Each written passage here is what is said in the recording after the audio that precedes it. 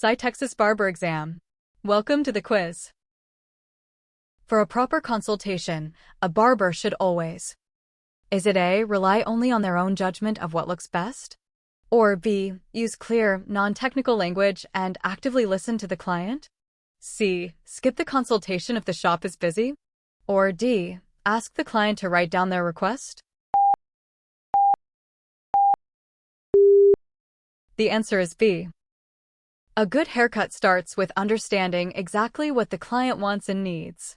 The barber should sit or stand at eye level, use simple, everyday words, avoid jargon like low fade with high skin and less explaining, ask open-ended questions. How much length do you want to keep on top? Do you like a tapered or blocked neckline?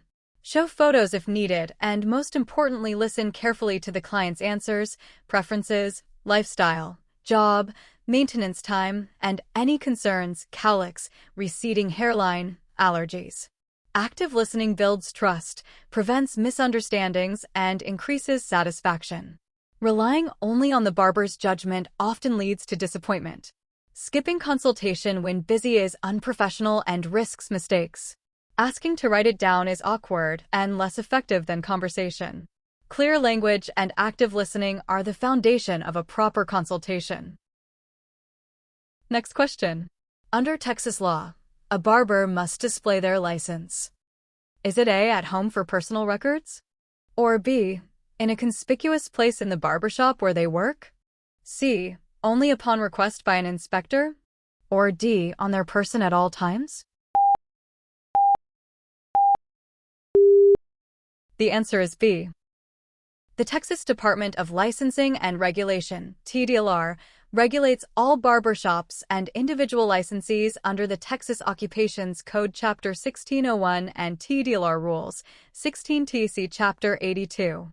One of the clear requirements is that every licensed barber must display their current, valid Texas barber license in a conspicuous, easily visible place inside the barbershop where they are working. This usually means framing the license and hanging it on the wall near the barber chair, at the station, or in the front reception area so clients, inspectors, and other staff can see it without difficulty. Keeping it at home serves no public purpose. Showing it only when an inspector asks violates the rule because display must be constant and proactive. Carrying it on the person, wallet, pocket, is not sufficient because the public cannot see it. Displaying the license openly proves to clients that the barber is properly trained, examined, and licensed by the state, and it allows quick verification during inspections. This is a mandatory rule to protect the public and maintain professional standards. Next question. A cosmetically desirable facial bone that gives prominence to the cheeks is the: is it A, mandible?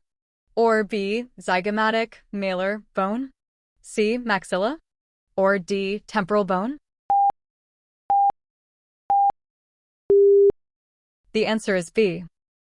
High, prominent cheekbones add definition, structure, and attractiveness to the face, a feature often considered desirable in both men and women.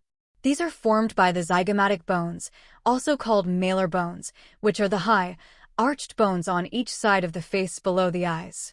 They create the cheek prominence, articulate with the maxilla and temporal bone, and give the face its width and contour at the mid-level.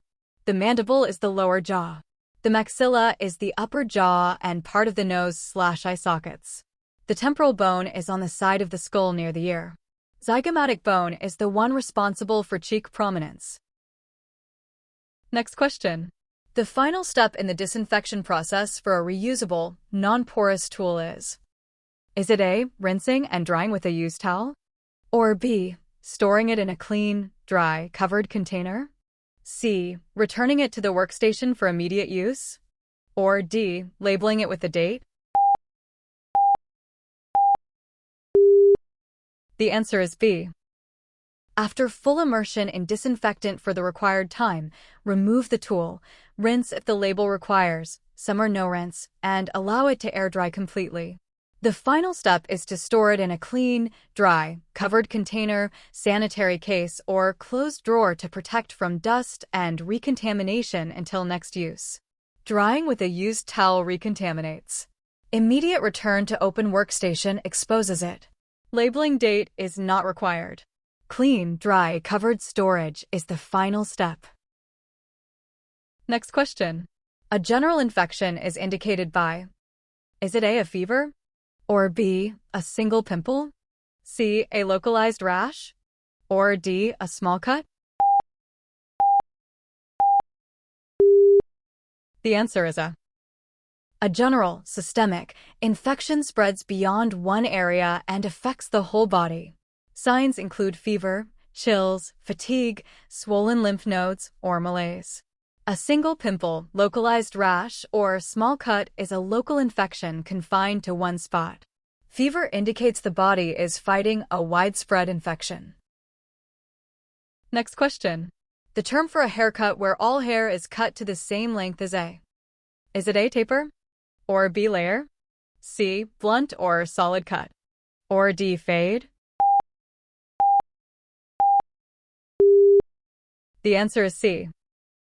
A blunt cut, also called solid form, one-length cut, or club cut, means every hair strand is cut to exactly the same length all over the head or in a section, creating a heavy, uniform perimeter with no graduation or layering.